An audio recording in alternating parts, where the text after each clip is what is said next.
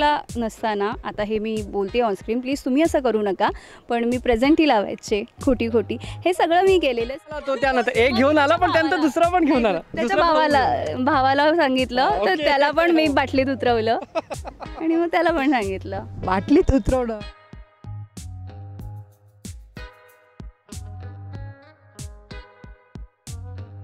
त्या कुठल्या तरी रिझनमुळे घडत असतात आणि त्याचा कधी ना कधीतरी अंत होतो असं मला वाटतं. सो तो काय कसा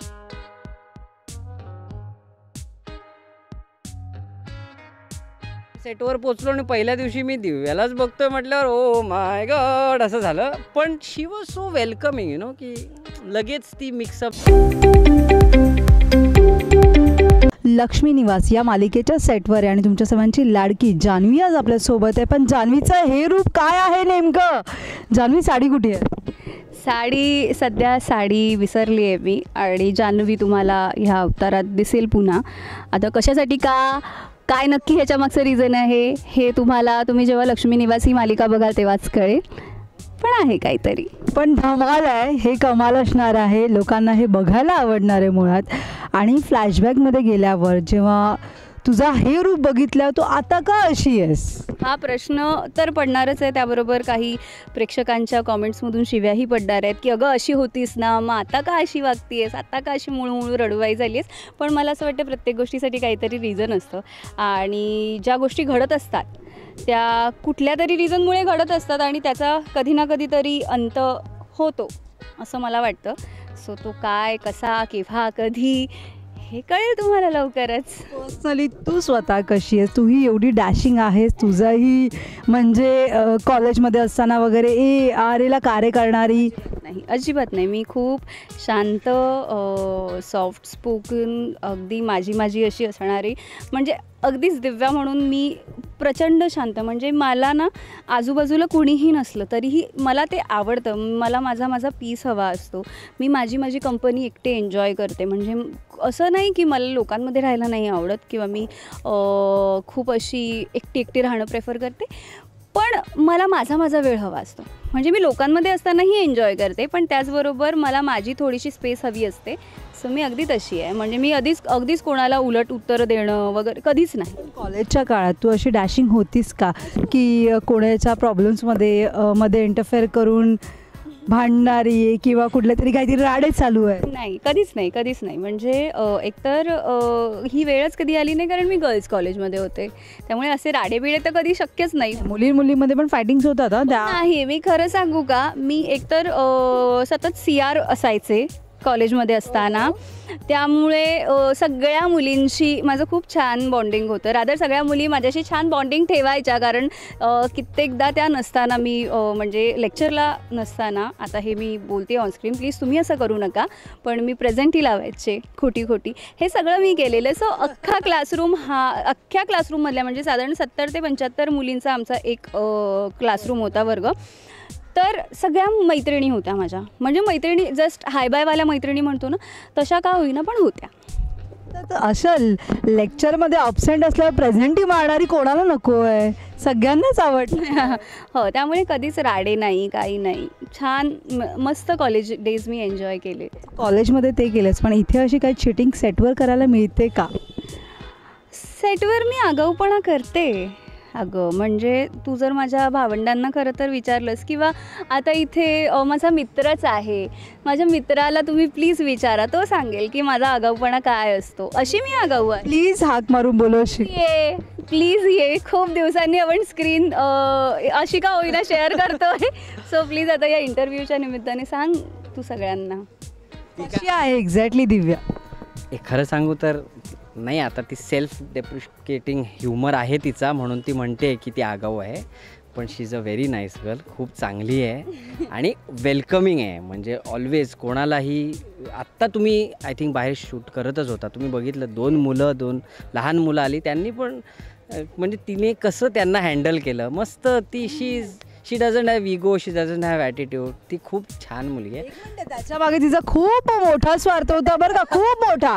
छोटा स्वार्थ नव्हता. नाही, आधी स्वार्थ नव्हता. आधी फक्त मैत्रीच करायची होती. पण ना त्याने स्वतःहून सांगितलं, तो जो मोठा होता ना लवेशच ना, त्याने सांगितलं की आमच्याकडे खूप झाडं आहेत. मग मी म्हटलं कुठली कुठली, तर मग त्याने सगळी झाडं सांगितली. आता आंब्याचं झाड सांगितलं म्हटल्यावर आंबा तर असणारच, आणि आंबा कोणाला नको आहे. मग मी थोडासा माझा स्वार्थ दाखवला तिथे.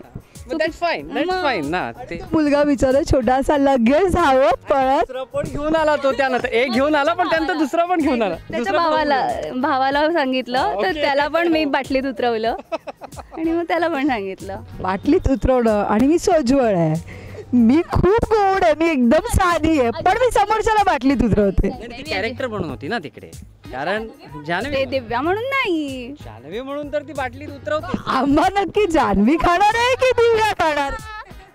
अहो, बाटलीत उतरलेला माणूस आहे इथे, बाटली संपली त्याची. बाटलीतच असायचा तो, आता जरा सावरलाय. म्हणजे तुम्ही दोघं एकमेकांना बऱ्याच वर्षांपासून ओळखताय? नाही, हा आमचा पहिला प्रोजेक्ट एकत्र, आणि याच प्रोजेक्ट पासूनच आमची एकमेकांशी ओळख झाली. पण वाटत नाही ॲक्च्युली, असं वाटतं की मैत्री. पण ॲक्च्युली आय मीन तिचं क्रेडिट आहे यात, खरं सांगू तर. कारण पहिल्या दिवशी मला आठवतं, जेव्हा मला माहिती नव्हतं ॲक्च्युली ही करते, कारण जेव्हा माझं झालं होतं तेव्हा तू लास्ट आलेस ना सगळ्यात, तेव्हा होतं जान्हवीचं कास्टिंग चालू होतं. मला माहिती नव्हतं कोण करेल, आणि माझ्या कानावर पडलं की कोणीतरी नवीन कलाकार असणार आहे. जेव्हा मी सेटवर पोचलो आणि पहिल्या दिवशी मी दिव्यालाच बघतोय म्हटल्यावर ओ माय गॉड असं झालं. पण she was so welcoming, you know, की लगेच ती मिक्सअप झाली त्या दिवशी. नाही, तो मी सांगू का पहिल्या दिवशीची गोष्ट. एकतर मी लक्ष्मी निवास कन्नडाचे मला काही एपिसोड्स बघायला सांगितलेले, कारण जान्हवी कशी आहे याचा अभ्यास करायचा होता म्हणून. तर जे आमचे प्रोड्युसर आहेत सुनील सर, त्यांनी मला स्ट्रिक्टली सांगितलेलं की दिव्या जरा बघते एपिसोड्स, कारण अगदीच आता तुझं म्हणजे बाकी सगळ्यांचं वर्कशॉप झालं, सगळं झालं, पण तुझं खूप लास्ट कास्टिंग झालं, त्यामुळे त्या सगळ्या गोष्टींसाठी वेळ नाही आहे. तर तेव्हा बघितलं तर जान्हवी आणि विश्वा हे जे मित्र मैत्रिणी आहेत, ह्यांचा बॉन्ड जो तिथे दाखवला आहे ना, तो इथे दिसणं. बरं, मी विचारलं पण विश्वा कोण प्ले करत आहे, तेव्हा माझ्याकडे ह्याचं नाव आलं. तर मी ह्याचं काम बघितलं होतं, पण ह्याला माणूस म्हणून मी ओळखत नव्हते, म्हणजे अनुज प्रभू म्हणून मी ओळखत नव्हते, ॲक्टर म्हणून ओळखत होते. तर मग म्हटलं आता गेलं, आणि हा बॉन्ड दाखवायचा आहे. पहिल्याच दिवशी आमचे असे भरभरून सीन लागले, तर तो बॉन्ड दिसण्यासाठी ती मैत्री आधी ऑफस्क्रीन असणं गरजेचं आहे. मग मग तो बोलतच नव्हता माझ्याशी, तो खूप बोलवता. हो, म्हणजे तो जेवढ्याला तेवढं ओके, अच्छा, मग हा सीन करणार आहोत का? मीच जाऊन विचारत होते त्याला. मग अखेरीस हळूहळू तो पणा जो त्याचा होता तो त्याने थोडा बाजूला ठेवला, आणि मग खऱ्या अनुजमध्ये जसा अनुज आहे तसा होऊन माझ्याशी बोलायला लागला. Then we became friends. आता आपल्यासमोर काय म्हणूया, 2 लीड करणारी, 2 सिरियल लीड केलेली अशी ॲक्ट्रेस आली आहे म्हटल्यावर आपण थोडे ऑस्ट्रक होतोच ना. त्याही टॉपच्या, ऑफकोर्स. मला काही आणि माझा काही पहिलाच सीन असा होता की म्हणजे त्यातच माझा सिरियल केली, तुम्ही मूवी करून आलाय. अजिबात नाही. तर त्यात मला जरा असं होतं की हाऊ इज शी रिॲक्ट, ती मला माहित होतं. पण देन बरोबर आहे तिचं म्हणणं, मी जरा आधी जरा कमी बोलायचो, पण त्यानंतर आता आम्ही खूप छान मित्रमैत्रिणी आहोत. इवन मेघन बरोबर पण. मेघन पण फर्स्ट डे जेव्हा आला ना, तो पण हाय हॅलो असंच होतं त्याचं, आणि माझं असं होतं की अरे काय बिंदास राहा ना, जे होईल ते होईल.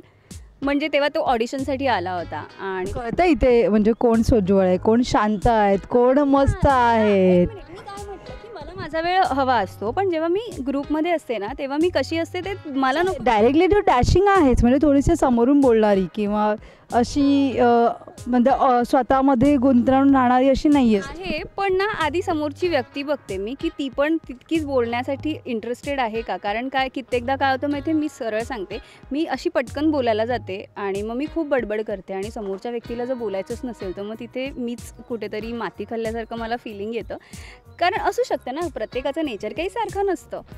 तर मग त्यामुळे जरा बघते, ऑब्झर्व करते.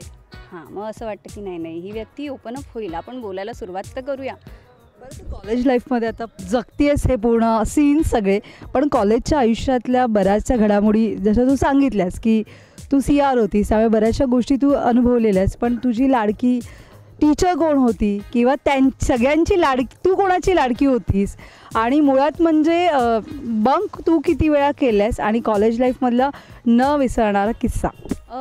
मी खूप कमी बंक केलं आहे, आणि बंक पण केलं आहे ते मी डान्समध्ये असायचे. मी कॉलेजला रिप्रेझेंट करायचे फोक डान्सिंगमध्ये. तर माझी जरी ॲबसेंटी असली तरी ती कॉलेजमध्ये माहिती असायची की मी या फेस्टसाठी किंवा इंटर कॉलेजिएट कॉम्पिटिशन्स असायचे. सो बऱ्याचदा मी परफॉर्म करायचे. त्यासाठी मी कॉलेजचे लेक्चर्स बंक करायचे. आणि माझ्या 2 मिस फेवरेट होत्या. एक आमच्या एस पीच्या मिस उर्मिला मॅम, आणि ओ सीच्या मिस वंदना मिस करून ज्या होत्या त्या. सो त्या दोघी माझ्या प्रचंड फेवरेट होत्या. आणि माहीत नाही का, पण त्यांचे लेक्चर्स मी खूप एन्जॉय करायचे. म्हणजे अगदीच मला आता तेव्हाचे दिवस आठवत आहेत. पण त्या दोघी जशा तुझ्या लाडक्या होत्या, तसं तुझं असं कोणी होतं की म्हणजे तुझ्या होत्या त्यांचं असं कोण होतं की त्यांच्याही तूच होतीस? त्यांच्या असेल मी, कारण त्यामुळेच मी CR होते. बरं, काही कोणाचे मेसेज कॉल जेव्हा तुला ऑनस्क्रीन त्यांनी बघितल्यावर? बाईंचा फोन येऊन गेला मध्यंतरी. काही कारणास्तव मला जाता आलं नाही. आमच्या शाळेचं स्नेहसंमेलन होतं आणि तिथे प्रमुख पाहुणे म्हणून बोलवायचं होतं. पण तेव्हा लक्ष्मी निवास नुकतीच सुरू झाली होती आणि आम्ही डे नाईट शूट करत होतो. तर बाईंचे फोनवर फोन येत होते. मला जसा त्यांचा फोन रिसीव्ह करायला मिळत होता तसं मी रिसीव्ह करून सांगत होते. बट अनफॉर्च्युनेटली मला जाता आलं नाही. पण आमच्या शाळेतल्या ज्या आता मुख्याध्यापिका आहेत, जेव्हा मी शाळेत होते तेव्हा त्या आम्हाला सायन्सला होत्या, फुटाणेबाई. तर त्यांचा फोन येऊन गेला होता. कॉलेजमधल्या ग्रुप्स, काही मैत्रिणींचे मेसेजेस, कॉल खूप रेअर आहेत. काही कॉलेजमधले ग्रुप्स जे आजही मेसेज करतात. जशी की एक माझी FYला माझ्या बाजूला एक माझी मैत्रीण बसायची अभिनया करून. तिचा रिसेंटली FBला मेसेज बघितला कॉंग्रॅच्युलेशन्सचा लग्नाचा, म्हणजे लग्नाची स्टोरी बघितल्यानंतर. सो असे खूप आहेत, पण कोणाशी असा कॉन्टॅक्ट नाही आहे आता ॲज सच. जाता आता प्रेक्षकांना काय सांगशील? हे फ्लॅशबॅकमध्ये तू घेऊन जातेस प्रेक्षकांना, खास करून त्याबद्दल काय सांगशील? काहीतरी इंटरेस्टिंग तुमच्या समोर पुन्हा येणार आहे लक्ष्मी निवास या मालिकेतून. तुम्हाला तर माहिती आहे लक्ष्मी निवास ही मालिकाच ट्विस्ट अँड टर्न्स असणारी आहे.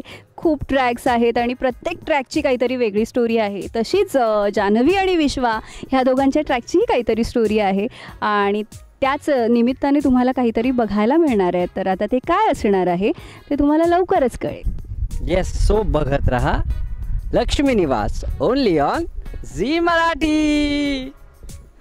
थँक्यू.